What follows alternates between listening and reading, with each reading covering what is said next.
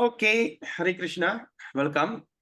So today we're going to continue our discussion on chapter 5, Bhagavad Gita, on Karma Yoga. Okay, so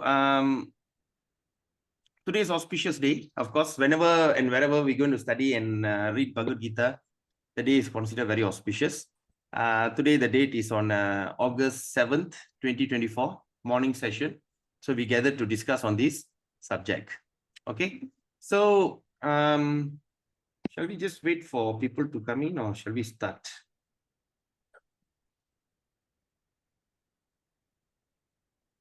So is there any reflection? Is there anything that you like to share before we wait for people to come in? Anyone? After yesterday's class, how's you reflected your day? Is there anything, any difference, any changes, or any reflection, any takeaway, anything that you learned something new you like to share? Prabhu, I'd just like to share a takeaway, which was quite the Eureka, where you said that when you chant japa, it is actually like an exclusive interview with Krishna. So this was very helpful for me. Like if you want to meet the king, in let's say you want to meet the royal family in Perak, you want an exclusive interview. So chanting is like that exclusive interview, and you can chant, and so this gives me the impetus or the reason to chant, because I've been struggling to chant the 16 rounds. I couldn't find like how to get that mental barrier, how to live the mental barrier. So when you shared this tip, I found that very helpful, Prabhu. So this was the very useful and priceless takeaway. Thank you, Prabhu. Oh, wonderful, wonderful, wonderful. That's why as they say that chanting Hare Krishna is actually not an interview, but it's an exclusive appointment with Radharani. It's exclusive appointment. That means you have your personal audience with her, and of course, but now do you realize that you concentrate more in your chanting? Yes, Prabhu, yes. After this tip, it's like the exam tip that made you score A. True. In other words, this knowledge is important for us to understand our situation, yes or not? Yes. Yeah. So that means we understand, okay, that means why we need to acquire knowledge. Like sometimes they say, okay, we just chant Hare Krishna is good enough. Yes, that's a fact. Because the ultimate goal in studying all these things is to, end of the day, that we chant Hare Krishna Mahamandra to convince us that this is the process for Kali Yuga. All right.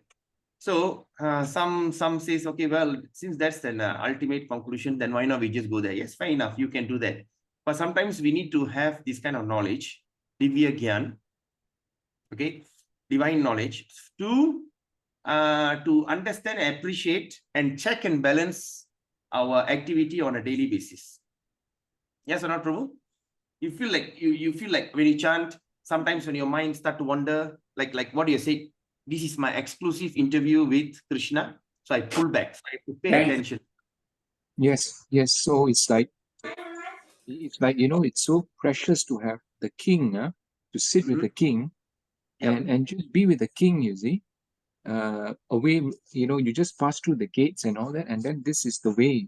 And for me, I was thinking that way, and that really helped a lot. You are really right. You're absolutely right. Yeah. Because, so thanks very much. Yeah. Thanks very much. Yeah. You have taken this. I mean, you come to this understanding. So nothing is mine. It's just all glories to Guru and Vaishnava. Without your mercy, all this is not possible. Okay. I'm so happy, Prabhu, that at last, someone is taking up as That's why when you look at Bhagavad Gita introduction preface, at that one place, what they call Prabhupada will be telling, if one person becomes a pure devotee, I consider my attempt as successful. That means he's saying, out of all his effort, he said, if one person becomes a pure devotee, I believe that whatever my attempt is a successful. So similarly, if one person can take what we teach in this entire Gita Gyan project, so it's considered that our attempt is a success. All right. So nice. Anyone else like to share? Any takeaway, any realization?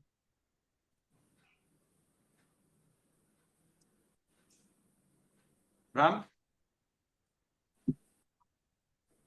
Zoom user. Who's this? Zoom user again? Because I got a lot of classes going, so I can't. Prabhu, sorry, it's Chong. Because Mr. I'm still on some assignment, so I just on the thing. I just listen. Okay. Never mind. I just rename you. Yeah. So sorry. No problem. Anyway, it's great. From I heard from CS, I hope that one day he'll be a teacher for all. That one don't know lah. I think systematically he plays thing. I think he got the potential. Exactly. Oh, Krishna. Yes. That is my another. Yeah. I can't see that day yet lah, Prabhu. Okay, anyway. I just God bless, yes. surrender to our teachers' hands now, in good hands. So I'm grateful that I get this opportunity to meet such a good teacher who can explain things very simply. Okay. So that is really a plus point. It's like, the D or C student, always average, always chun, he gets C, When he meets this teacher, he get A straight away, double. So that I think the effort really, I'm thankful that you are here to teach the class. Thank you very much, Prabhu. Thank you for your good work. No, I'm just trying to serve my guru, that's all. There's no credit to me because I'm just simply repeating what I've heard and understood. Nothing is from my own intelligence or my own opinion. And are you a Mandarin speaker, Prabhu? No, I can't speak Mandarin at all. I only speak Malay and English and some Mandarin bad words. How about Cantonese? It's just how to say, coffee shop talk only lah. I mean, like you want to order food, a bit lah, just that, but can't speak Chinese at this point lah. We do not know lah. Maybe later can pick up. Yeah, definitely, because Krishna gives that intelligence. In fact, like myself, I only can speak Tamil, but I cannot read and write. And when it comes to class, I cannot use this kind of flowery languages like a coffee shop Tamil. Yeah. No, because I'm also looking at opportunity or possibility of starting this Gita Gyan Chinese version.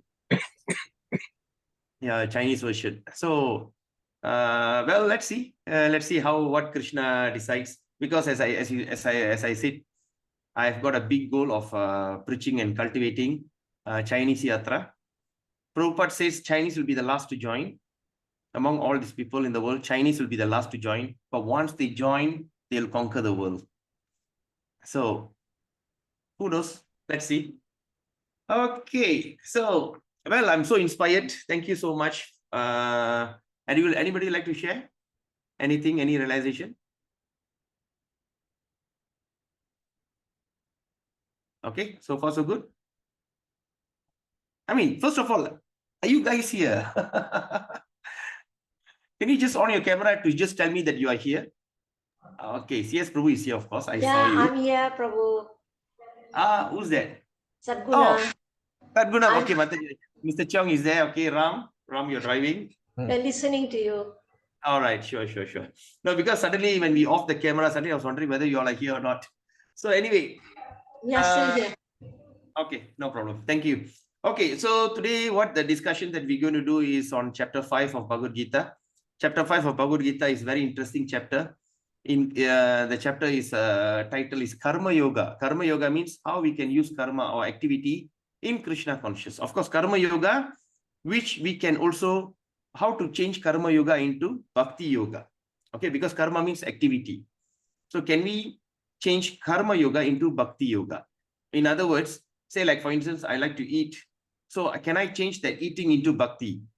All right, I like to see some beautiful things naturally. So can I change that my sight into bhakti. Okay. I am working and I'm making money. Can I change my job and all this to bhakti? So that's what is an introduction here. So without further delay, let's start our program. And before we start, what we do, we convey our gratitude.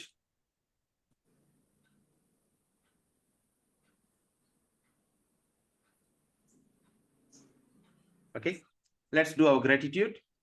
Okay. We just pray to Guru, Krishna, and whoever that okay, so whoever that inspire you, that encouraged you to come for this program. So I believe that all of you are benefiting. After what CS Prabhu said, I agree that everyone is benefiting. I understand that everyone is benefiting.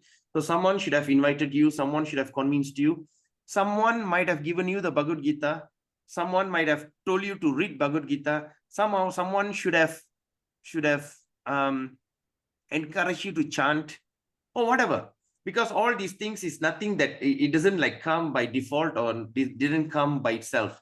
Someone taken the effort. Okay. So for that, we just think about them and let's offer our gratitude and also to Prabhupada and the Guru Parampara. Om Ajnana Timirandasya Gyananjana Shalakaya Chakshurun Militam Yena Tasme Sri Guruve Namaha Sri Chaitanya Manovistam Stapidam Yena Bhutale Swayam Rupa Kadamayam Dadati Sva Padantikam Vandeham Sri Guru Sri Uttapada Kamalam Sri Gurun Vaishnavamscha Sri Rupam Sagarjadam Shaha Gana Raghunathan Vidam Tam Sajivam Satvaitam Savaduta Parijana Saitam Krishna Chaitanya Devam Sri Radha Krishna Padan Saha Gana Lalita Sri Vishakan Vidamscha Hey Krishna Karuna Sindodi Nabando Jagatpade Gopesha Gopika Kanta Radha Kanta Namstute Apta Kanchana Gaurangi Radhe Vrindavaneshwari Vrishabhanustude Devi Pranamami Hari Priye Nama Om Vishnu Padaya Krishna Prishtaya Bhutale Srimadi Jayapataga Swami Niti Namine Namacharya Padaya Nitai Kripa Pradayine Gaurakada Damadaya Nagragrama Tarine Nama Om Vishnu Padaya Krishna Prishtaya Bhutale Srimadi Bhakti Vedanta Swami Niti Namine Namaste Saraswati Devi Gauravani Pracharine Nirvishesha Shunyavadi Pashate Deshitarine Jai Shri Krishna Chaitanya Prabhu Nityananda Shri Advaita Gadadhara Shivashari Gaura Bhakta Vrinda Hare Krishna Krishna Krishna Hare Hare Hare Rama Rama Rama Hare Hare Hare Krishna Krishna Krishna Hare Hare Hare Rama Rama Rama Hare Hare Hare Krishna Krishna Hare Hare Hare Rama Rama Rama Hare Hare Om Namo Bhagavate Vasudevaya Om Namo Bhagavate Vasudevaya Om Namo Bhagavate Vasudevaya Narayanam Namaskritya Naram Chaiva Narottamam Devim Saraswatim Vyasam Tato Jayamudirayit Nasta Presu Abhadresu Nityam Bhagavata Sevaya Bhagavata Uttama Shloke Bhaktir Bhavati Naistiki Hari Om Tat Sat. So Hare Krishna. So we gathered here on this very auspicious day in the morning to discuss on chapter 5 of Bhagavad Gita, which is called Karma Yoga. So let's take darshan from Sri Sri Radha Krishna. Without their mercy, that is the ultimate goal. Our ultimate goal is to achieve the service of their lotus feet, because that is our constitutional position. That is our constitutional position. That is our ultimate goal. And because of our ignorance, our some mistake, we fell into this material world and we've been struggling in here. Okay. So to achieve Krishna, the lotus feet, the service to Krishna, it's only happened by the mercy of Srimati Radharani. So Srimati Radharani, when she sanctions, everything is possible. Okay. So like for instance, the tilak that we are wearing, okay, the tilak that we are wearing, actually we are putting the two lines upward is considered the lotus feet of Krishna. And the thing that we pull down there, it is the tulasi. We are offering the tulasi. So now we may wonder, well, okay, if I am putting up this tilak, it means that I'm putting up a lotus feet of Krishna on my forehead with the tulasi at bottom. But now when you see, Krishna also wears the tilak. Whose feet is he putting on his forehead? Whose feet is putting on his forehead? That is the feet of Radharani. Okay, so this is the ultimate understanding. So Radharani is so dear to Krishna, and Radharani is actually considered his internal potency, and she is the chief among all devotees. Okay, she is the chief among all devotees, and if Radharani sanctions, Krishna will simply say yes. So we are chanting Hare Krishna means we are actually getting an appointment with Radharani to beg her, can you please kindly engage me in the service at the lotus feet of Krishna? All right. So we just take, we offer our prayer and obeisances at the lotus feet of Sri Sri Radha Krishna. So we offer our, then now we dedicate our program to His Divine Grace A.C. Bhaktivedanta Swami Srila Prabhupada, the founder Acharya of the International Society for Krishna Consciousness. Without his causeless mercy, we might not be sitting here and reading these sacred texts. And also, this program was inspired by His Holiness Jayapataka Swami Guru Maharaj, Governing Body Commission and Spiritual Master. And also, I dedicate this program to His Grace Anadi Jagannath Prabhu of Bengaluru Sheshadipuram, ISKCON Sheshadipuram, who is the creator and brainchild of the Essence of Gita program worldwide. Just imagine if he only did not create such a program, how much of opportunity that we might have that we can be inspired, or by discussing Bhagavad Gita each chapter in a day at the Essence. All right. So we offer our obeisances to him. Okay, let's look at today's Mahatmya. So today's Mahatmya is Bhrata Mrta Sarvasvam Vishnu Vaktrat Vinishritam Gita Gango Dakam Pitva Punarjanma Na Vidyate. Punarjanma means the previous birth. So he says, by drinking the Ganges water of Gita and the divine quintessence of the Mahabharata, emanating from the holy lotus mouth of Lord Vishnu, one will never take rebirth in this material world again. In other words, by devotionally reciting Gita, the cycle of birth and death is terminated. So that means Ganga is very auspicious. At the same time, Bhagavad Gita is also very auspicious, because Ganga is from the lotus feet of Vishnu and Gita is from his lotus mouth. So there's no difference between his lotus feet and his mouth. Okay, because Krishna is omnipotent. Even the word Krishna and Krishna himself is identical. So that's what he says, the divine quintessence of the Mahabharata. That means what? Mahabharata was such a big literature. What is Mahabharata actually? Mahabharata is a history of India. Mahabharata, the great history of the world. Bharat is not isolated to India. The Bharat is this planet Earth. Earth in Sanskrit called Bharat. Okay. So this is the history of the world. But of course, as Kali Yuga comes in, all that nations were divided. They fight among themselves and broken into pieces. And in that pieces, each piece, certain kinds of ruler. And that is how the country, the earth was divided into many nations, many countries, until we need to take a visa to go to another place, which is within our district. Just imagine, from your one room in your house, you want to go to another room, you need to get a visa. That is Kali Yuga is all about. So in Mahabharata is a history, there's ancient history, and in that ancient history, they were talking about, they were narrating the story about the ancient history. While the history comes, okay, while sometimes people don't like to study Vedas. They don't like to study, read and study this holy scripture.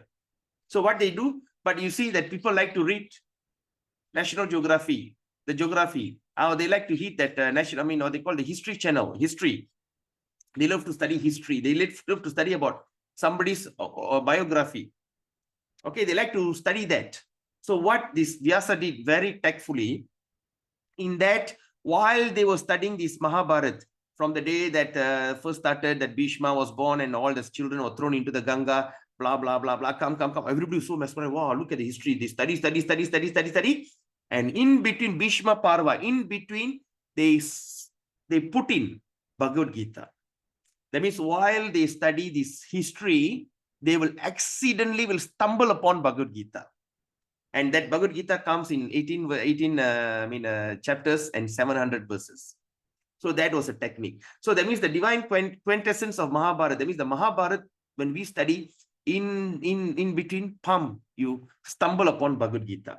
So while in that mundane studies, you stumble upon Bhagavad Gita, that's when you will get liberated. Okay. So it says that divine quintessence of Mahabharata emanating from the lotus mouth of Lord Vishnu. So what is the advantage of studying this carefully? One will never take rebirth again in this material world, because this material world is such a painful place. Okay, such a painful place.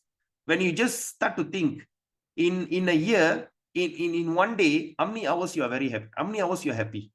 Think about it. Okay, let me ask you this. In a week, how many days you are happy? Or in a year, how many months you are happy? In a week, how many days? Or in a day, how many hours? Or in an hour, how many minutes? Looks like happiness in this place, it is almost impossible. To be happy in this place is almost impossible. Being happy superficially, yes, everyone listen to some joke, they watch Mr. Bean, they like to watch some stand-up comedy and all these things, nonsense, and they may get a good laugh, or this, what they call, that's one sitcom, mind your language. You know, they all need to act like so foolishly, they talk so foolishly, it makes you happy. But in Bhagavad Gita, the happiness comes when Krishna speaks with so much of science and so much of philosophy, and the thing that does make sense. And people are very happy reading it, serious studies. But in Kali Yuga nowadays, people tend to be happy if you are a joker, if you act stupid. Just like Harit Iskandar. You know, he doesn't, they say you need to put his face, you know, you need to put a green face, all these kind of things. But what happened to the most happiest man in Malaysia? End up divorced. What happened to his family? That means he's superficially happy. He just out in the stage, he's acting to be happy. He's acting to create, but on his personal life, he's still miserable. All right. So that's what it says that when so to be happy in this place, it is impossible. That's why in Bhagavad Gita, Krishna says this place is called Dukkha Alayam Ashashvatam. Dukkha means, even in Malay we call dukkha. Dukkha means pain, suffering. Alaya means place. This place is place of suffering and misery. Okay. And Kali Yuga, it means what? It's the age of quarrel and hypocrisy. A simple thing can trigger a quarrel, and everyone is a hypocrite. Okay, in this age, when you see all the leaders and everything, all are hypocrite. In front of you, they talk to you nicely. Behind they go, that's it. They show their color. So in this place, it's not a very comfortable place. Material world is really not a comfortable place. So Krishna, Lord Shiva says here, you will never be born again if you just systematically and carefully, devotionally study Bhagavad Gita. Okay, so that means the cycle of rebirth, cycle of birth and death is terminated. What is the cycle of birth and death? Everyone born in this world, all right, upon birth, there's a guarantee there'll be death coming soon. Okay, we have birth certificate. Soon we're going to have death certificate. Okay, la, born and die, who cares? La, die, la, you know. So what? But that is okay. But in between, two things that miserable things will happen. And what is the two miserable things happening in between? Old age. Who likes to get old? You know, where is my beauty? Where is my charisma? Where is my ability? You know, the mind still active, but your body can't perform. Getting old. Okay, la, getting old. So what? Okay. But after getting old, another thing will follow, disease. It's guaranteed that everyone will get disease one day. Even how healthy you are, how intact you are, eventually disease will come. So old age and disease will cause death. Okay, no one can escape from this four miserable cycle. So it says, it's okay. In this miserable, I will do it. Or in Tamil, we call Kastoda Kastama Senjiruvu. That means in English, what they say, just do it even though it's miserable. Let's just pass through it. Just pass through it. And let's make it. All right. So they say cycle and birth and death is terminated. Okay. So now let's look at this understanding, which is this thing. Out of so many human beings who are suffering, there are few who are actually inquiring. Okay. There's some people are inquiring about their position. Okay. As what they are. Why they are put into this awkward position and so on. Okay. There are some people asking, why am I like this? Why me? Okay. So unless one is awakened to this position of questioning, his suffering, he realizes that he doesn't want. Okay. So that means unless one is awakened to this position of suffering, questioning and suffering. But sometimes he realizes that he doesn't want suffering, but rather wants to make a solution to all suffering. In other words, what happened? That means I'm suffering. So I try to create something that make me happy, like gadget. You know, that like, for instance, iPhone is keep upgrading their system. Why? So they are trying to increase more and more happiness and what they call excitement. Okay. Then one is not considered a perfect human being. That means when we know we are suffering, but we want to bring solution through this mundane technology or whatever it is, we are not a perfect human being. Because humanity begins when this sort of inquiry is awakened. Yes, but only humanity begins in one's mind. In Brahma Sutra, the inquiry is called Brahma Jignasa. Atato Brahma Jignasa. Every activity of this human being is to be considered a failure. Okay.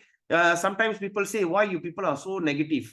Why they say everything is a failure? But please tell me, which attempt of human being was successful? Think about the history. Okay. So every activity of human being is to be considered a failure. Why? Even when you look at World War II, what is that cause of the World War II? Because of the Great Depression. And Germany and Hitler wants to bring back the German Empire. And after that, he brings Japan and everything. So end of the day, did anyone win? Both sides lost. Okay. Hundreds of million men passed away, died. Okay. That's why those who born after 1946, after the war, is called baby boomers. Because they are recreating the population. They call them as baby boomer. 1946 onwards. And after that, they went into Vietnam War. They went into Korean War. Did anything successful? Nothing. Okay. Now, America hated Japan and Japan hated America so much. They just curse each other. They just want to kill each other. They see them, they want to kill them. But now what happened? Both of them are good friends. What happened to all that soldiers who fought, and in that strong hatred, they thought they are fighting for the country. What happened to their life? What happened to all their sacrifice? Wasted. Okay, so everything is a failure. So unless he inquire about the nature of the absolute, because that is what we're supposed to do. Therefore, those who begin to question why they are suffering or where they came from and where they shall go after death are proper students of understanding Bhagavad Gita. All right. Just like a random people want to study Bhagavad Gita, sometimes they don't understand. So that's why these type of classes are very important, because we are creating that critical thinking. We are triggering that thinking. We are instigating the thinking. So when you start to think, that's when you start to understand Bhagavad Gita in a proper way. So that sincere student should also have a firm respect for Supreme Personality of Godhead. Such a student was Arjuna. So today we're going to speak on chapter 5, Karma Yoga, action in Krishna consciousness. So 5.1, let's start. Arjuna Vacha Sanyasan Karmanang Krishna Punaryogam Cha Shang Sasi Yachreya Etayor Ekang Tanme Bruhi Sunishchitam. Arjuna said, "Oh Krishna, first of all, you asked me to renounce work. And then again, you recommend work with devotion. So now he's asking, will you kindly tell me definitely which are two is more beneficial?" Because Arjuna has no time to go around, because he's in the midst of the war. He's about to fight. So he's asking, give me a definite answer. Which is better for me? Then 5.2, Krishna replies, Shri Bhagavan Vacha Sanyasa Karma Yogascha Nishrayasa Karavubau Tayostu Karma Sanyasa Karma Yogo Vishishyate. The personality of God replied, the renunciation of work and work in devotion are both good for liberation, yes.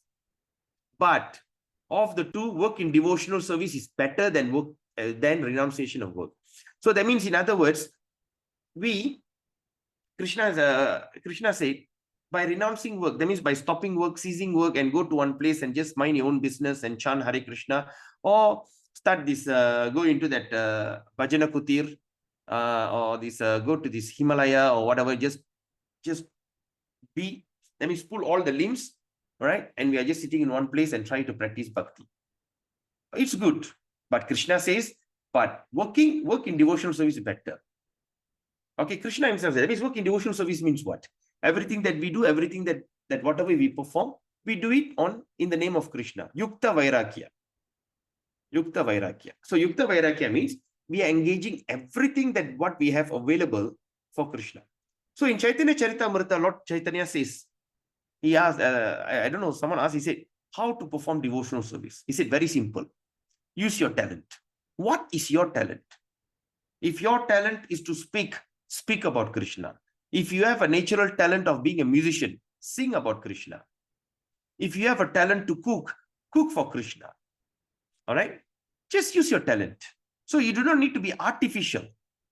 That means sometimes suddenly you say, I can't do this, but you forcefully go and do that. It's not that way. So what is your talent? Identify your talent. And that talent, you simply use it. Because all this talent, because is given to you because you are an individual person. You are an individual soul. Okay? And that is the talent natural for you. And that was the talent naturally you were serving Krishna in Goloka before. So you have the talent, just simply utilize it in the service. 5.4. Shankya yoga pratag bala pravadanti na panditaha ekamapyastita samyak ubayor vindate palam. Only that ignorance speak of devotional service, karma yoga, as being different from analytical study of the material world, Sankhya. Those who are actually learned say that he who applies himself well to one of these paths achieves result of both. That means, in other words, karma is devotional service, karma yoga, and Sankhya yoga is to see world in a very scientific way. Okay? We are not talking about this mundane science. So the scientific way means, like for instance, when we start to do some kind of ritual, okay, let's say we see example, okay, like checking on astrology. Astrological chart is science. It says that how that certain planets are moving from one place to another. All right, and that causes certain gravitation changes. Just like on the full moon, you see the what they call it has a very high gravity. That means you see that there'll be a high tide. After full moon, you start to see your plant tend to flower better. You see some plant will just produce little flower. After full moon, you see bloom with so many flowers. All right. So that is what is science. Okay. Say like, for instance, now we're born into certain Rasi and Nakshatra. What does that mean? What is Rasi Nakshatra? Certain Rasi means, that means, that means when you look at it, Rasi means body. All right. Nakshatra means your mind. And another one is what? Lagna. Lagna means your soul. That means your mission in this world. Example, if you born in certain Rasi, okay, what example I can give? Kadaga Rasi. So Kadaga Rasi people are basically very thin. They are very slim, very tall. I mean, or slightly tall. Okay. Okay, so I don't want to go in detail. So Pusa Nachitram. Pusa means your mind. Okay, that people are always like loving, friendly, and at the same time, they also can be very cunning. Okay. And Lakna. Lakna means your Atma. That means your mission. Say like Vrichiga Lakna, Scorpio. All right. And what is a Lakna means? You have certain activities. That means you are brave. You know, naturally you are brave. Naturally you are go-getter and also so say. So that means all these things are Sankhya. So some people say, like for instance, when you see some astrological says, no, that is Sankhya means nothing to do with religion. This astrology, nothing to do with religion. So when you born into certain Rasi Nakshatra, that means you act accordingly, according to that, that type of person, like that means that species of person. All right. So what Krishna says here, only the ignorant people will start to say devotional service, karma yoga, and Sankhya or analytical study, analyze, that means scientific study, both are not same. Both are not same. Have you heard that before? When astrologer says that astrology is nothing to do with religion, that is ignorant. But now they say, but those who are actually learned say, that means the one educated, the learned people say, when he applies himself well on one of these paths, achieves the result of both. That means when he start to apply well, say on karma yoga, when he start to practice, he will achieve both of the paths. Then let's look at 5.6. Sanyasastu mahabaho dukkam aptum ayogataha yoga yukto munir brahma nachire nadi gacchati. He says merely renouncing all activities, yet not engaging in devotional service. That means give up everything, but not engaging in devotional service of the Lord. Cannot make one happy. But a thoughtful person engaged in devotional service can achieve supreme without delay. Now let's look at these two different situations.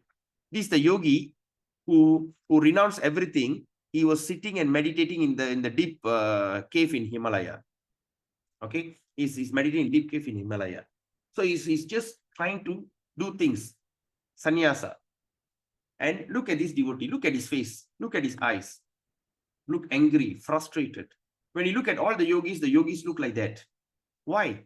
Because they are trying to suppress their senses extremely. So are they happy? No, they are not happy. They are very frustrated. That's why sometimes when you go near them, they can get very angry.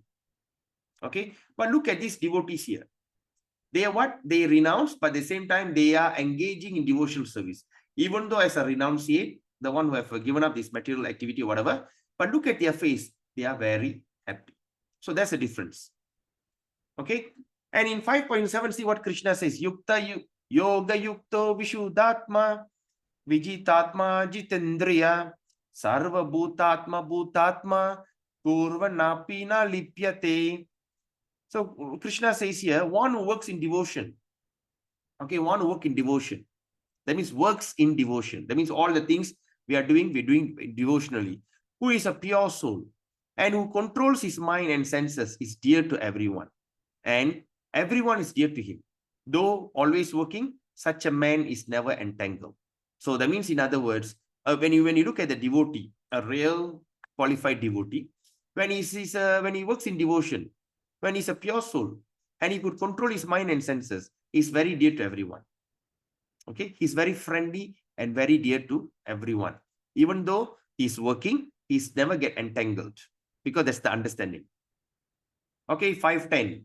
Brahmanyadaya karmani sangam tyaktva karotiya lipyatena sapapena padma patram ivam basa. Now what Krishna says, one who performs his duty without attachment. I mean, just do your duty, but don't get attached. Surrendering the result unto the Supreme Lord. Okay, you are surrendering the result unto the Supreme Lord. Is unaffected by sinful action, as the lotus leaf is untouched by water. So one who performs his duty without attachment. That means you just do your duty, don't get attached to any result. How? That means, but there's a result. So that result, you surrender it to Krishna. Okay. So that means that person is unaffected by sinful reaction. As example, I said, when we are working, but after we work, whatever result that we get from the job that we do, okay, the money or whatever, that means we offer it to Krishna. Even though in that daily transaction in our job, we may make mistake, we may make sin. So even though we do that, but when we offer the result of the work to Krishna, the work becomes devotional service, and the job that you do is unaffected by sin. But that doesn't mean you can be a butcher, or you can be a fishmonger or chicken seller and take the money, offer it to Krishna, thinking that there's no karma for you. No, it doesn't work that way. All right, there's always terms and conditions. Okay, so that means we are just like the lotus flower, untouched by water. And let's look at 5.12. Yukta karma palang tyaktva shanti mapnoti naishtikim ayukta kama karena pale sakto nibhadyate. A steadily devoted soul attains unadulterated peace. That means the peace that they get is not tainted. That means the peace is not from external. The peace comes from inside. Okay. Okay. Unadulterated peace, because he offers the result of all activities to me, whereas a person who is not in union with divine, who is greedy for the fruits of his labor, becomes entangled. When we chant Hare Krishna, when we read this, we start to have some kind of bliss that starts from inside. Okay, the happiness emanates from inside, from that original cause. Okay, but if not that, because we surrender everything to reason. But if not that, but what else? When that person is not in divine, they need to expect these kind of gadgets or these kind of external things to give them happiness. And therefore, they become entangled. See, everyone is entangled to the phone, entangled to the distinct. That's when the entangle starts. And when the entangle starts, ends in misery. 5:13.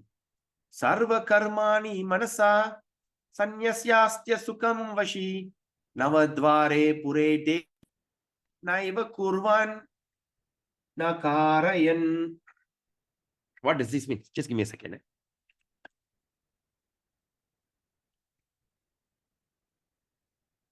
Let's look at this. Very interesting.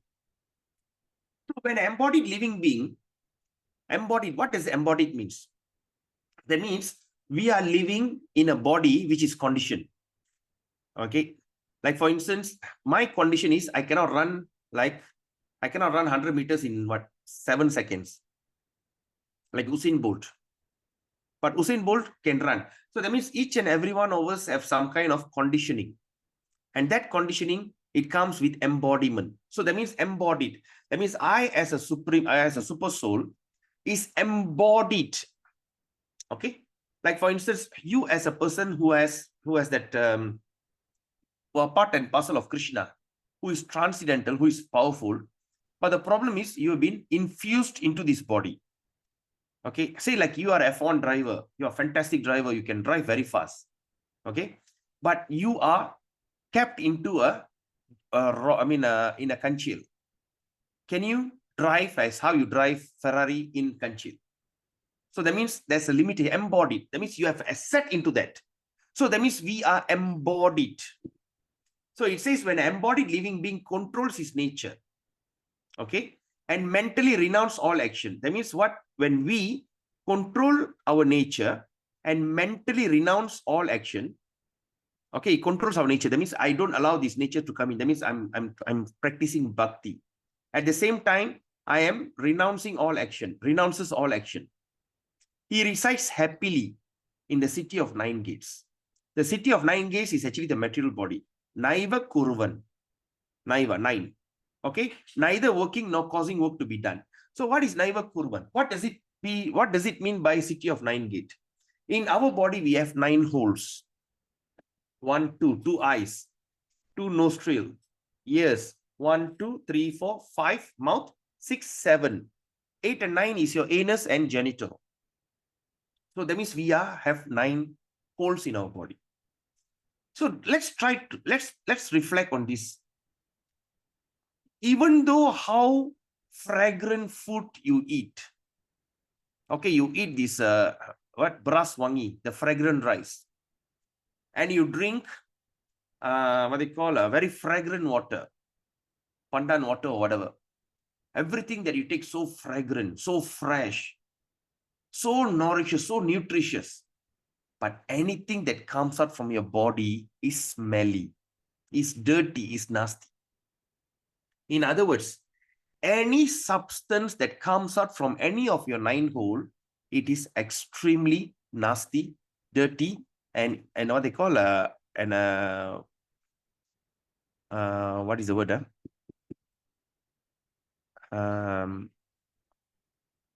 Polluted, contaminated. You know? So that means, in other words, what we have is superficial. That means we have that skin that actually covers the thing. That means we are infused into a body which is very nasty. What is body made of? Bone, marrow, blood, pus, urine, and stool. That is that combination that we've been combined with all this nasty thing. And on top, we have been wrapped in a skin, you know, and we try to look good and try to sing. We are very happy. But actually, we are sitting in a very dirty, nasty vehicle. Okay. So whatever the things come out from here, when you dig your ears, very smelly. When you dig your nose, very smelly. When your mouth, if you don't brush your teeth in the morning, people will faint. Right? So that means we are living in this material. So that's why we have been sentenced. That means that's why, how can we be happy? We as a pure spirit soul is infused in a body which is made of pus, stool, urine, marrow, bone, pus. I mean, blood. You see. So the only power that we have to utilize our mind. So that is what is good. Okay. So that means neither working cause. Okay. Now, okay. Let's look at 5:18. Vidya Vinaya Sampanne Brahmane Gavihastini Shunichaiva Shvapakecha Pandita Samadarshana. See, a humble sage by virtue of true knowledge. Okay, see with equal vision. That means he sees everyone equally. Who? The learned and gentle Brahmana, a cow, an elephant, a dog, and the dog eater, which is outcast. So what we can understand from here, there's always a propaganda outside saying that the Vedic literature or the Sanatan Dharma teaches on racism and casteism. That is that thing. When you look at South Indian, this fellow, what you call the politician Stalin and the son openly,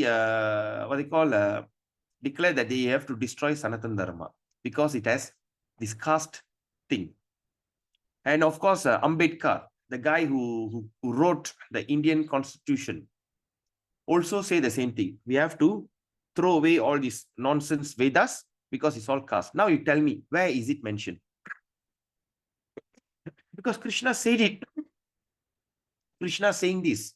He said, who? The humble sage. And where the humbleness will come? The humbleness will come when we have the virtue of true knowledge. But when we are 6:30, we tend to rule over things according to our own understanding. How can you be a leader in this material world now? If you know how to speak well and if you know how to juggle with words. Word jugglery, you know how to goreng, you can be a leader. And how you can be a Swami or you can be a God if you just can do some little magic. From the mouth, you take something. From the air, you just catch something, some ash or what?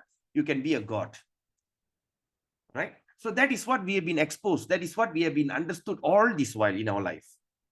But what Krishna says, the real humble sage is by the virtue of true knowledge. So we must understand, when we want to test on someone, does he have true knowledge? Okay, there's one particular guru, he speaks very well. He just know how to manipulate with words, like goreng, and he became a Sadguru.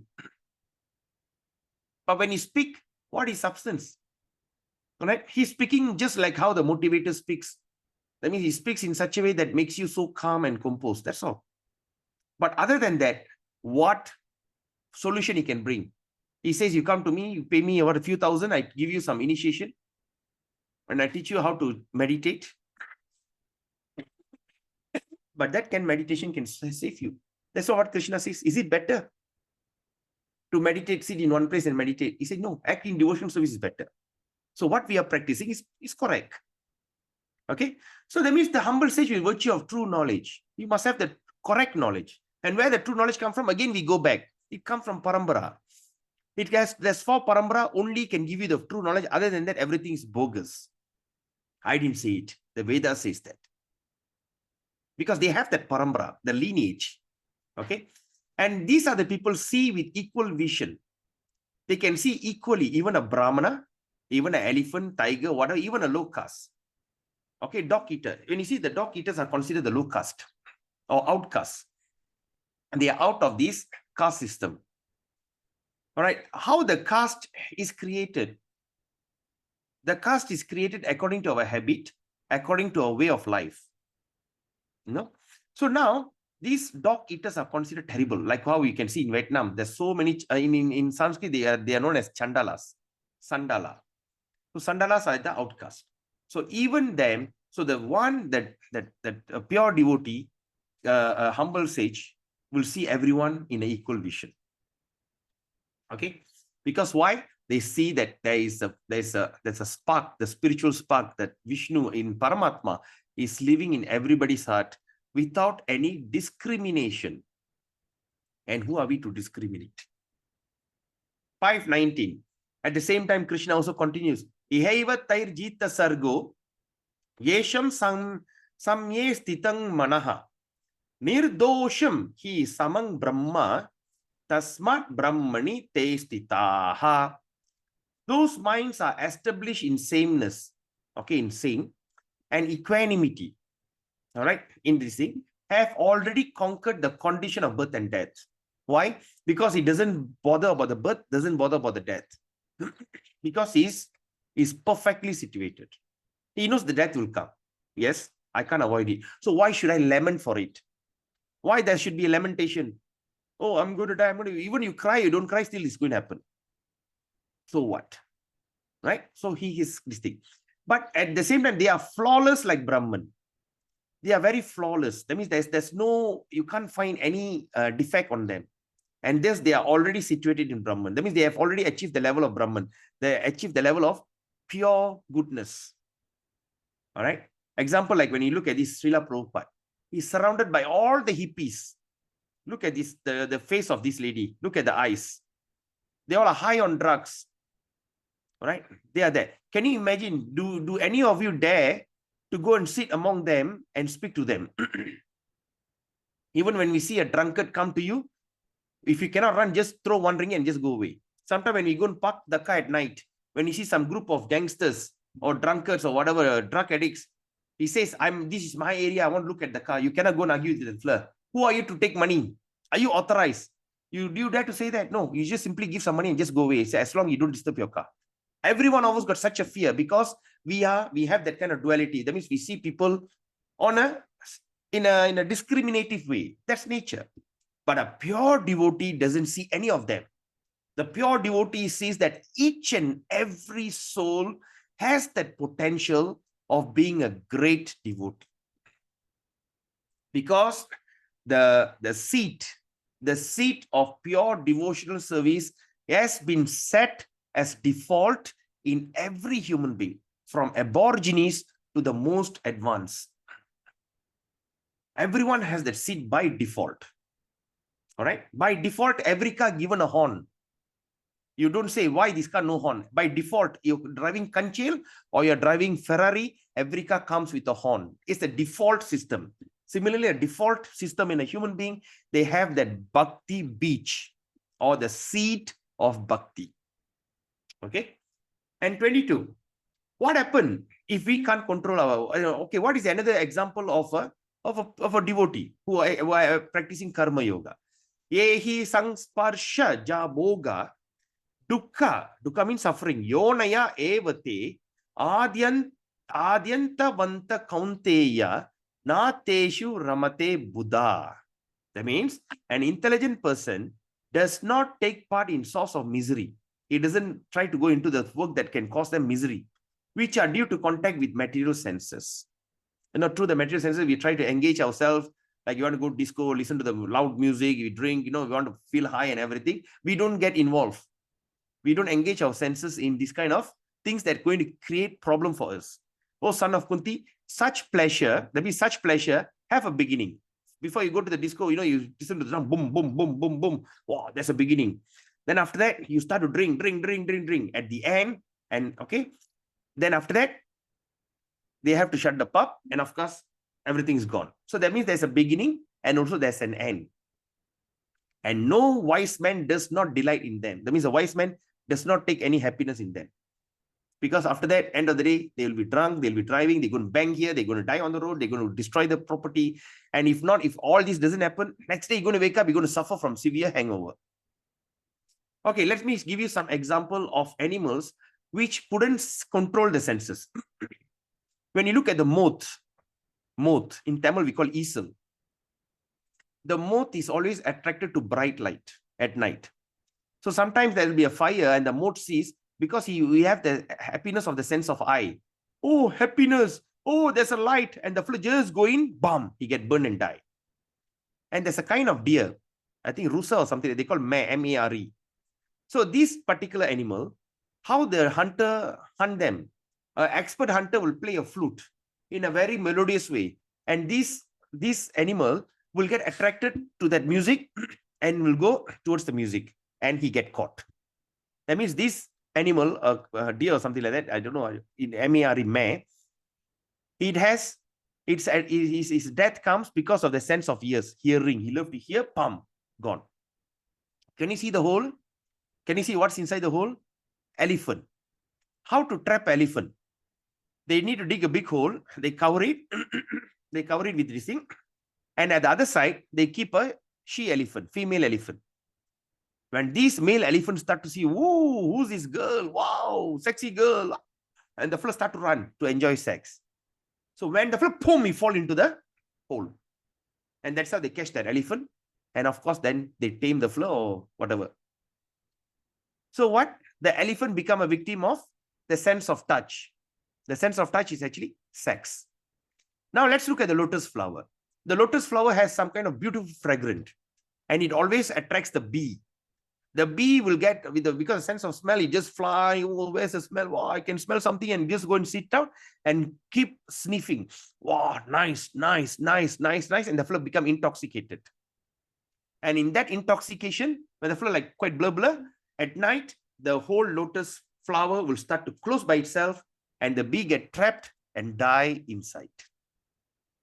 And the third one, the sense of tongue.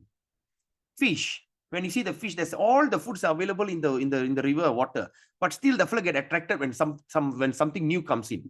Hey, yummy! There's some new menu on my diet today, and the fellow go and catch fish, pop, die. So these are how the animals are engaged and get killed because of their uncontrolled senses. All right, this thing. So when we reflect this to human being, we human beings are also almost similar. All right, we love to see something nice. We want to know, because of the seas of we're looking at all these, I mean, what they call, every day we engage in watching the phone. We want to see something nice. Our eyes is gone because we want to hear something news. We go to the pub and everything. Some people all start wearing that what they call earpiece, because sense of sex, touch. Now there's many kind of venereal disease are there, AIDS, syphilis, and all these kind of things. And because of the sense of smell, and because of the food, like nowadays in Facebook, you can see foodie. There's a thing called, the brownie foodie, the travel foodie, all these kind of things. All right. And they simply go and buy all kind of rubbish, and they're eating, and they're showing, how they eat. And the worst thing, a few days ago, someone sent me a video about this thing called sapat ramen. All right. Sapat ramen means the flow love to eat. He put one big leaf, banana leaf, and one big pot, one whole pot of rice, just pot of rice with what would 10 eggs, one big chunk of meat, and all these things. And that one is who can eat faster. So they set the time, and the fellow start to eat. He want to show how. He just put everything into the mouth, and he take the entire egg, boop, into the mouth. Oh my God, so scary. It's as though the fellow going to choke to death. And what's going to happen to this kind of fellows? Just think about it. All right? Because food does it. All these kind of things are happening because of uncontrolled senses. All right? So how we can utilize? So what is the senses is all about for what? Okay? We want to see. We can engage our eyes in seeing the form of Krishna. All right? We want to engage our tongue. We eat the food that offered to Krishna first.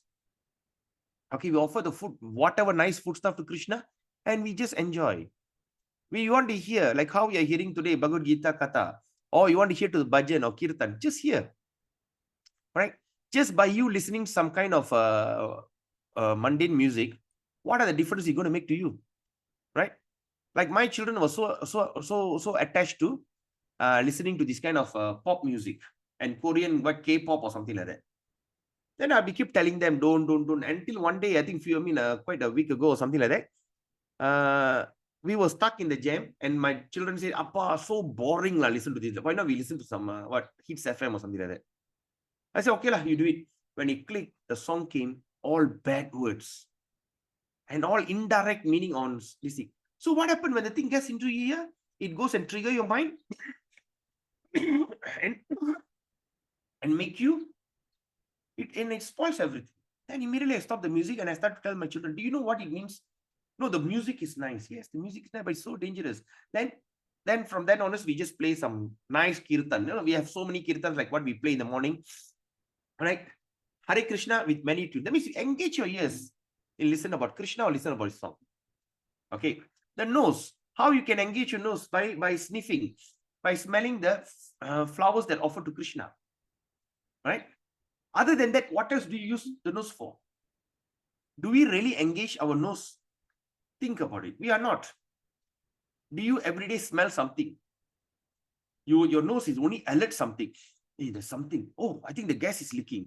We are just utilizing. We are not utilizing. So how you can utilize? Just offer some flower to lotus feet of Krishna. If you don't have Krishna, if you don't have a photo of Krishna, it's okay. Just take the Bhagavad Gita and put there. Get some nice flower and offer it to Krishna. Maligapu, what? Even you offer tulasi to Krishna. Then you sniff. Even the tulasi smells fragrant, heavenly. All right.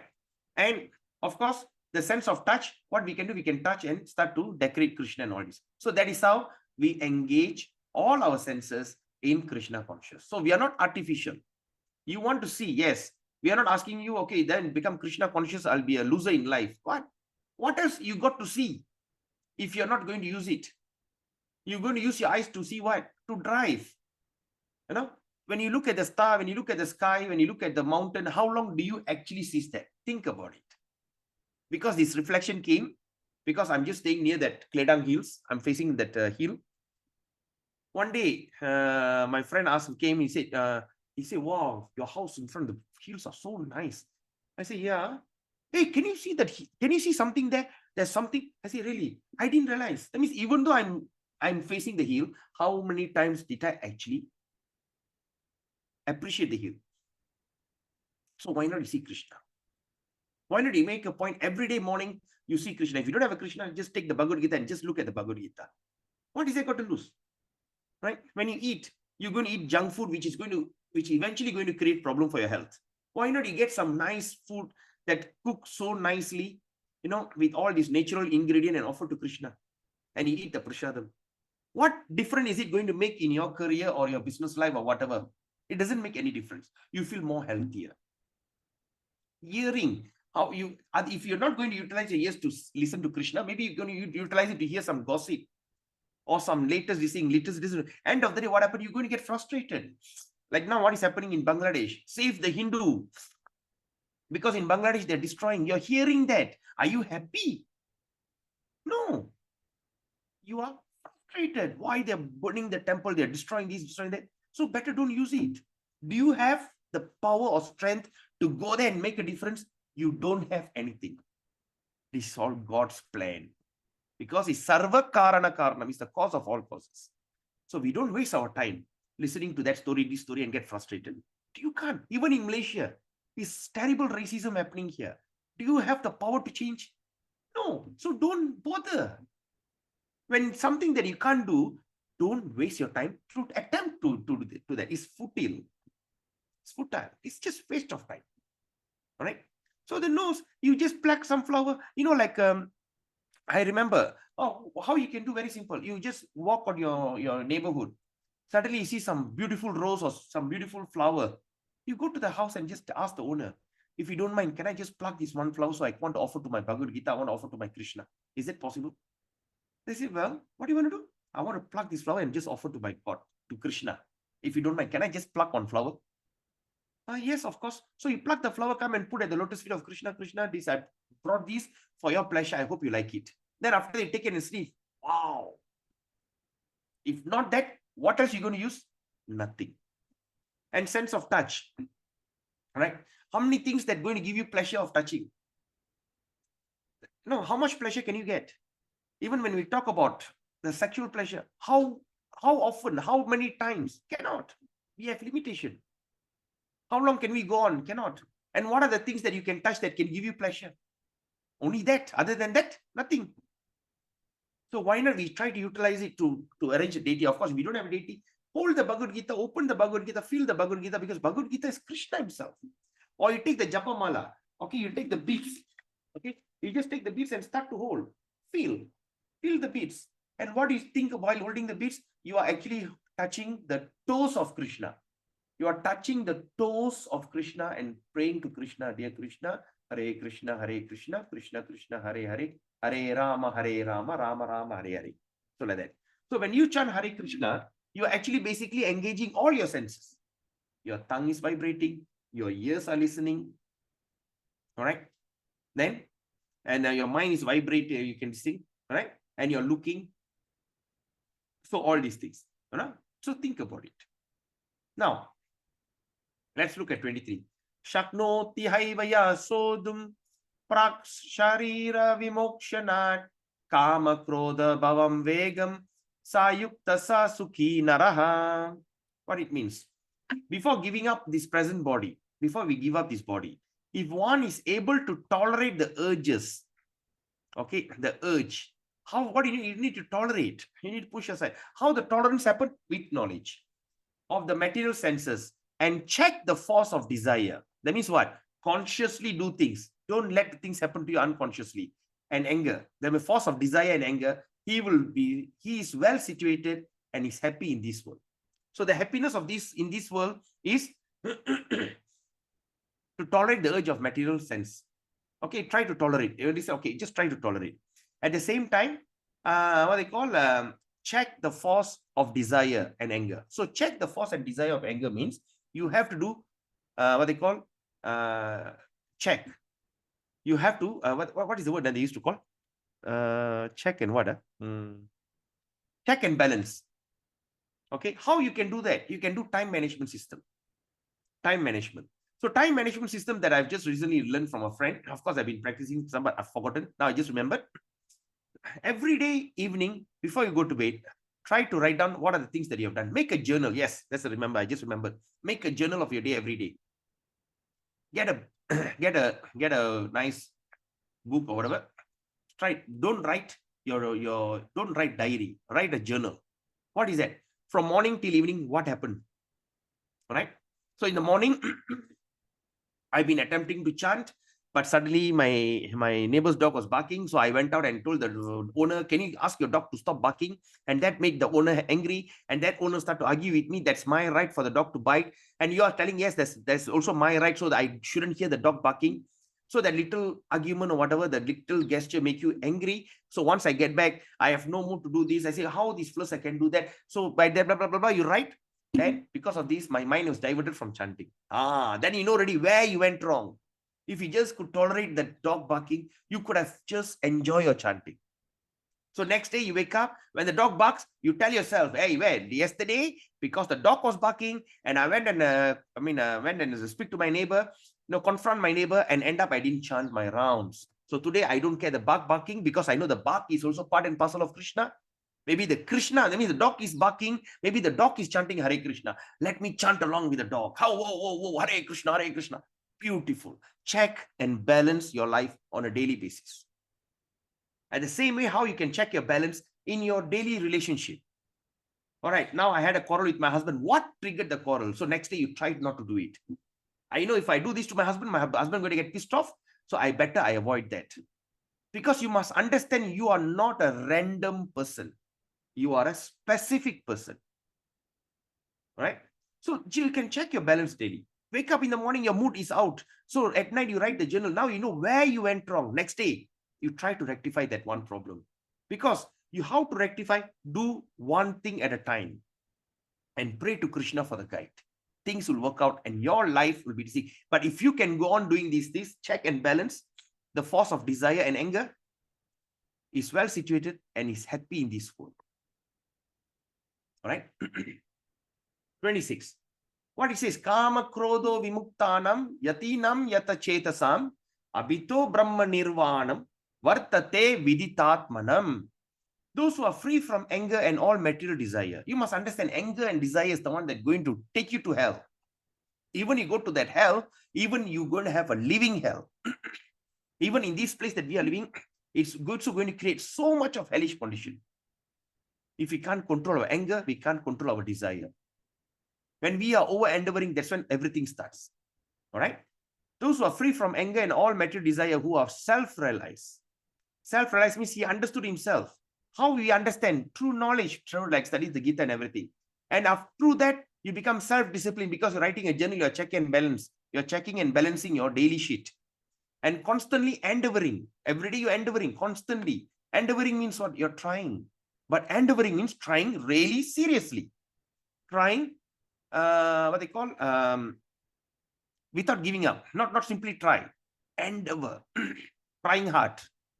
For perfection. Assured of liberation. Even whether you made it or don't make it, even the endeavor assured of liberation in the Supreme in the very near future. So before we go to that heaven or hell, whatever it is that we only can be going to experience it in a subtle body. But while in this gross body, why not I create happiness in this mad place? Right? Things are crazy. Ipoh was supposed to be a very peaceful place. Now Ipoh is getting crazier. And especially people when you just come out to the road, you get tensed up. I don't know, these crazy motorbike fleurs just don't like to stop in the red light. Yesterday, I almost banged one fleur. And I start to shout at him, pa, pa, pa, pa, honk. And suddenly I start to feel my mood changes, my anger changes. That's when I check and balance, I say, see, even though we are trying, unknowingly the thing will attack us. So now I know. All right. So when the green light comes, I'll take at least, I count to 10 seconds before I go. Not green, come, pum, tekan. So this is a check and balance that you can do. So even that in this crazy place, you can still be very blissful and happy. Okay. I'd like to share with you this Upadesha Mrita. This is something new. I've not done this before, but I like to share this. Upadesha Mrita, Nectar of Instruction by Rupa Goswami. All right. This is the peace and happy formula. Vacho vegam manasa krodha vegam jiva vegam udaro pasta vegam etan veganyo visaheta dhiraha sarvam apimang prithivim sa shishyat. What does it mean? A sober person who can tolerate the urge of speak, the mind's demand, and the action of anger, and the urges of the tongue, belly, and genital is qualified to make disciples all over the world. What does that mean? A sober person who can tolerate. Tolerate means what? The thing by default is there. Your urge to speak is there. Sometimes when the urge to speak comes, that's when argument starts. Okay, the mind's demand, the mind telling, okay, while I'm chanting, can I just do that? The demand of the mind is there, whether you like it or not. All right, the action of anger, krodha. Okay, the action of anger. Suddenly you can get angry. The anger will come in. The urges of the tongue, the belly, and the genital is qualified to make disciples. That means the person is super sober and is really advanced. So what the word that we should mark here is tolerate. So the thing will come because it's self-built, it's inbuilt. So what we just need to tolerate. And the tolerance only comes when you become sober. And the sobriety will come when your mind and intelligence is fully satisfied. And that satisfaction comes when you chant Hare Krishna and read Bhagavad Gita on a daily basis. You will be achieving that. You must understand your tongue, your belly, and your genital in straight line. Yes or not? If you see tongue, belly, and genital in a straight line. So if you could only control your tongue, you can control your belly, you can control your genital. And how you start? By vibrating your tongue, the name of the Lord. So by that, you're up there, anger, krodha, that means anger, what they call urge to speak, actions of anger, everything, you see, everything in a straight line. Okay, it's like all this in a straight line. Okay, what they call tongue, belly, and genital, all in a straight line. And up there is your anger, krodha, and all these things. Okay, that is how we could able. So, can I do it? Try. Endeavor for it. That's what Krishna says, right? When a person is endeavoring, constantly endeavoring, whether you can do it or not is secondary, but endeavor to it. So Krishna in the heart will guide you accordingly. Okay, 29. Bhoktaram yakna tapasang sarvaloka maheshwaram suhirdam sarva bhutanam nyatva mam shanti mrachati. And after that, Krishna says, a person in full consciousness of me. That means always engage his mind, knowing me to the ultimate beneficiary of all sacrifice and austerity, the supreme lord of all planets and demigods, and the benefactor and well-wisher of all living entities, attain peace from pangs of material misery. So that means what? Sarva Loka Maheshwaram. Sarva means all. Loka means planet. Maheshwara means Maha means supreme. Ishvara means controller. All right. So that means, in other words, what? As I started just now, when you talk about astrology, if any of you going to swing in astrology, just think about it. Krishna says, Sarva Loka Maheshwaram. He is the controller of all the planets. But what happens if you just take up Bhagavad Gita and read it daily with full heart and you chant Hare Krishna? What happened? Do you think any planets will go and sit in this flare and watching in that flare? Will it affect you? It won't. All right? Because he says a person of full consciousness of, he didn't say the person who becomes my pure devotee. Krishna didn't say a person who becomes pure devotee, or great ascetic, who are a great soul. He didn't say that. He just said when a person is full consciousness of me. How that full consciousness? That means we start to see, we start to smell, we start to taste, we start to hear, we start to see things. We know that every living entity is part and parcel of Krishna, because that's what you have studied until chapter 5. Just by understanding this, you are already conscious of Krishna. And what happened? And after that, we also understand that he is the ultimate beneficiary of all sacrifice. Remember that we spoke about Swaha. Swaha means what? Swaha means tongue of Vishnu. Ha, feeding unto the tongue of Vishnu. We know that everything that we do, he is the ultimate beneficiary. And all the austerity that I do, that means I'm trying to control myself. I'm trying to chant Hare Krishna, even though I don't feel good about it. It's austerity. And you know that he's the beneficiary. Like that. All right. And by doing that, then you know that he's also a supreme lord of all planets and also devatas. Okay. And the benefactor, and at the same time, benefactor, the one who benefits you, gives you, grant you everything. And he's the well-wisher of all living entities. What do you mean by well-wisher? Because he's providing us food, we're providing us sun, we're providing us rain at a correct schedule. When today you're going to suffer from a severe hot sun, you just think, oh my God, Krishna. Before you could think about it, Krishna already prepared the rain for you there. After 1-2 days, when the rain comes, you start to say, my God, what a pleasure, man. Especially when it rains at night. Oh, so nice to sleep. He's a well-wisher. Okay. When we can do this, all right, attains peace from the pangs of material misery. Is that very practical? Does it take so much of effort? Do you need to be a monk or mendicant? No. Be wherever you are. Make your journal, check your activity daily, think about it. All right. You start to be, and you can have that happiness. Right. Sometimes people say, no, what? Always talk about happiness. People are spending billions of dollars for happiness. Imagine, check someone, just think about it. A month, how much your salary? How much you pay for your utility? How much you pay for your food and everything? But how much do you spend on happiness? What are the things that we are spending? We are paying. We bought a latest phone. Say like if you take from Maxis, you pay on a monthly installment every month. And after that, you get a very powerful internet. Then after that, you have a home Wi-Fi. Then after that, you have a Astro. And that is not a normal package. Some package, Maharaja package or other package. So just think, how much money do we spend for happiness? Right? Then you spend on petrol. Your petrol is for your car. It's not to go to work and come back. After come back, go for jalan-jalan, go for makan-makan. Go for a movie. Go here, go there. With the family. Why? To create happiness. So all this happiness, end of the day, nothing matters. But simply by being fully Krishna conscious, you'll be very happy.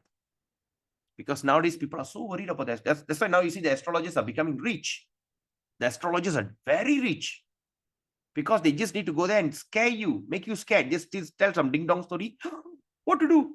You have to put your ring. You have to do this. You have to put that. You have to do that. But end of the day, nothing matters. Right? Once I did that, I was wearing a ring. Then suddenly I went to the astrologer and say, okay, now that moment is over. Now you throw that ring and buy another ring. I say, what? I spent so much money buying the best ring at over more than 10 carats. You said, ask me, because they asked me to wear 10% of my body weight. All right. So I got, my friend went to Sri Lanka and I told the guy, can you buy for me this gomet? And the fellow brought for me and made the silver and made it, put in the middle finger. And now the fellow said, give it that up. And now you have to put some yellow sapphire on your main finger. I was thinking, what is this? So am I happy? I've been wearing that for the last 10 years. Is there any changes? Nothing.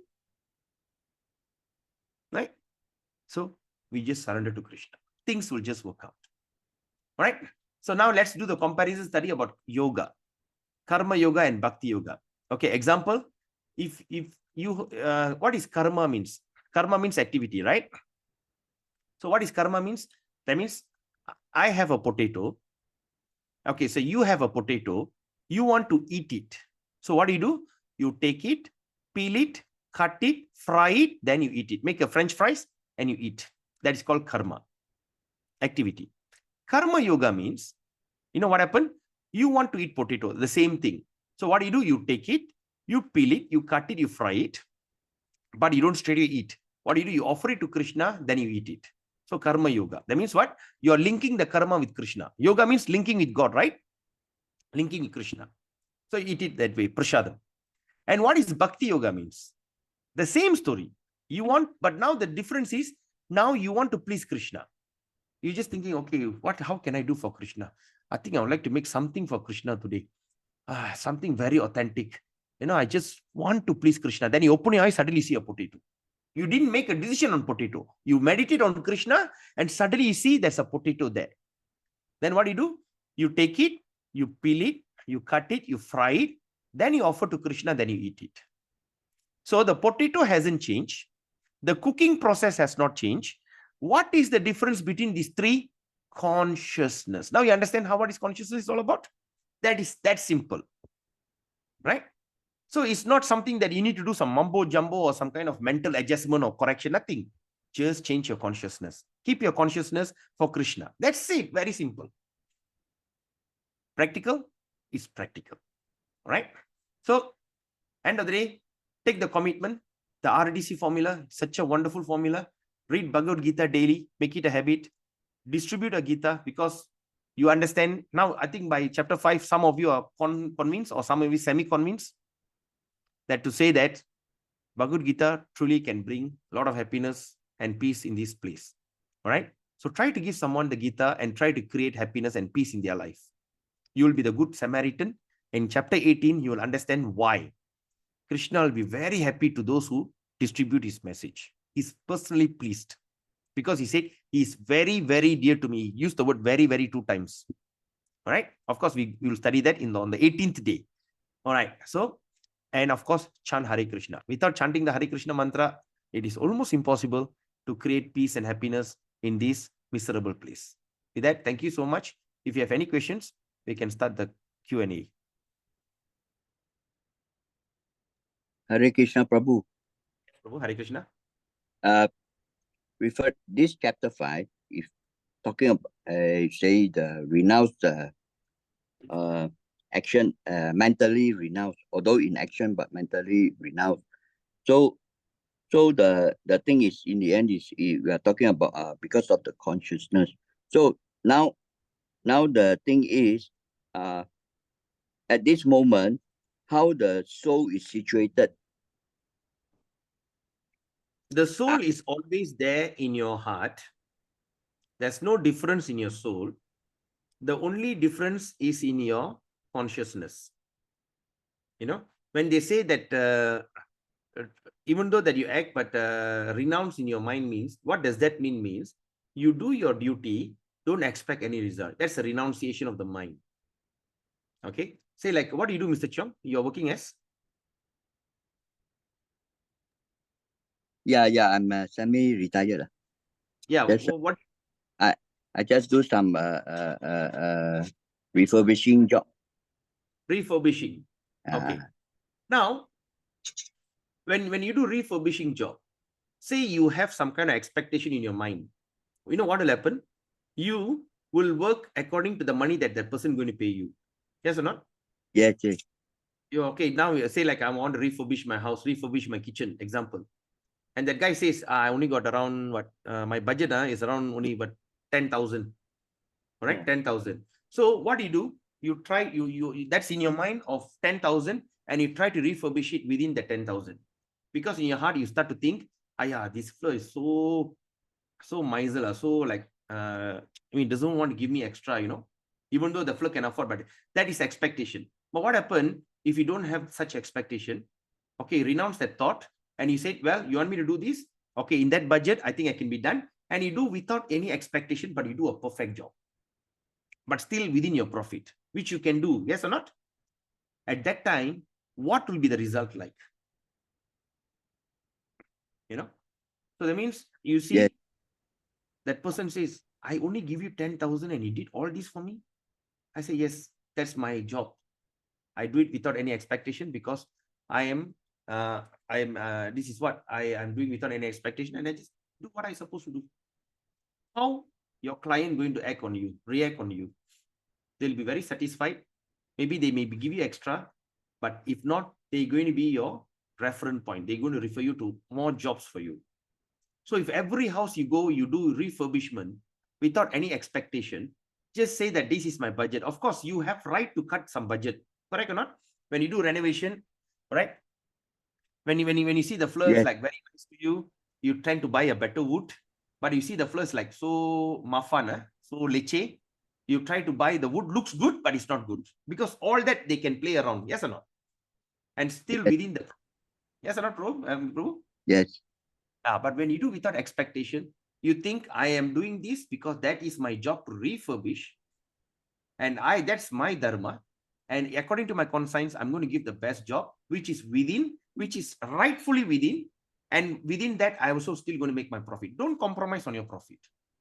Or you do good means when the fella give you 10,000, you do a $12,000 job. Of course, it's crazy, but you try to do the best, right?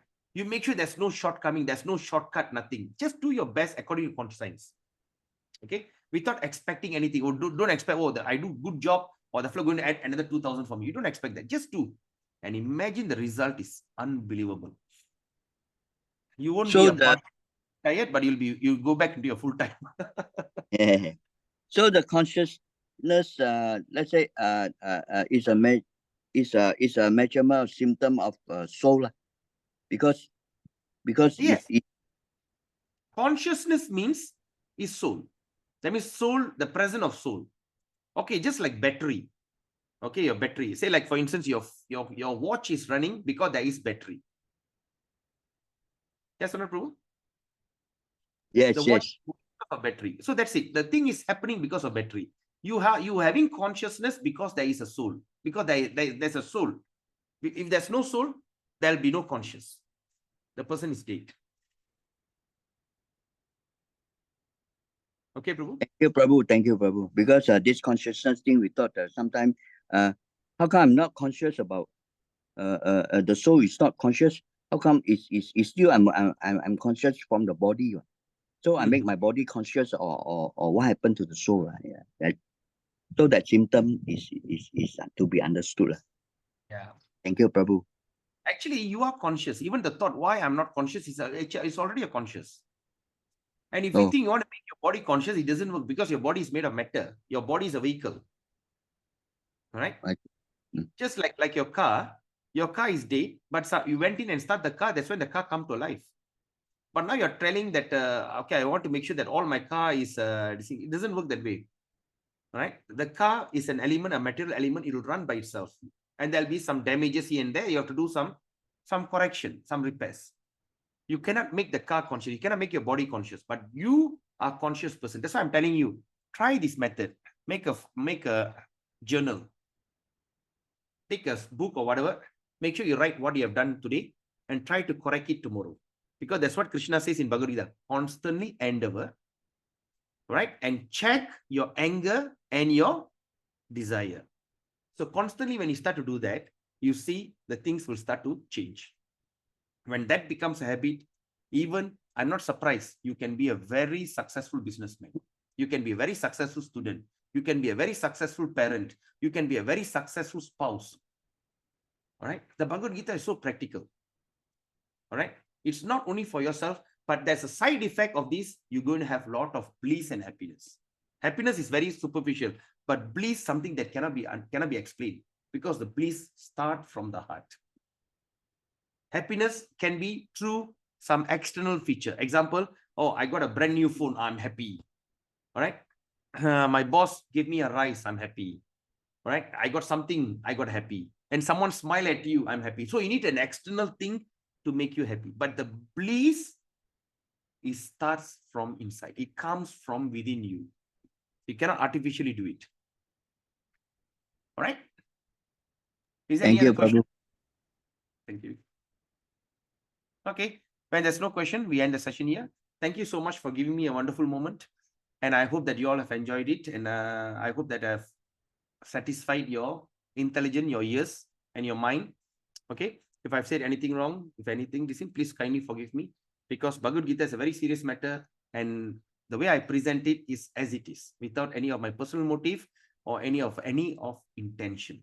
So the only intention that I would like to convey to you, the intention of the Parambara, the Guru, and what is that intention of Krishna to speak Bhagavad Gita. Okay, with that, thank you so much. Pancha kalpatarubhyascha kripa sindhubhyevacha paditanam pavinebhyo Vaishnave. Thank you, Prabhu. Thank you all. Thank you, Prabhu. Hare Krishna, Prabhu. Hari Bol.